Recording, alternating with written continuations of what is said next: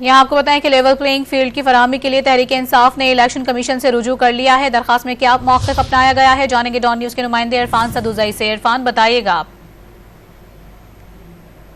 जो सीनियर वकील हैं शुएब शाहीन, वो इलेक्शन कमीशन पहुंचे हैं और अपने साथ एक दरख्वास्त लाए हैं जिसमें उन्होंने इस्तदा की है कि उन्हें लेवल प्लेइंग फील्ड नहीं दिया जा रहा। उनकी जमात को मुश्किलात हैं आम इलेक्शन में हिस्सा लेने के हवाले से।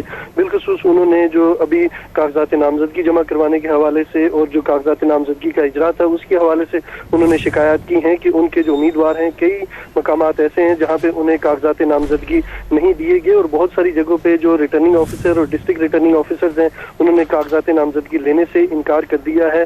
और इस तरह की उन्होंने शिकायत की है इलेक्शन कमीशन के सामने। उन्होंने कहा है कि अगर ऐसे हालात होंगे तो उनकी जमात के लिए इलेक्शन लड़ना मुश्किल होंगे और उन्हें लेवल प्लेइंग फील्ड मुहैया किया जाए, चूंकि इलेक्शन कमीशन शेड्यूल जारी कर चुका है और शेड्यूल जारी होने के बाद इलेक्शन कमीशन की जिम्मेदारी है कि तमाम अमल को साफ और शफाफ बनाए और इसके लिए जो रिटर्निंग ऑफिसर्स हैं और डिस्ट्रिक्ट रिटर्निंग ऑफिसर्स उन्हें जरूरी हिदायत करें ताकि तमाम जमातों को यकसा मौके दिए जाएं। जी, बहुत शुक्रिया इरफान सदुज़ई तफसीलात से आगाह करने के लिए।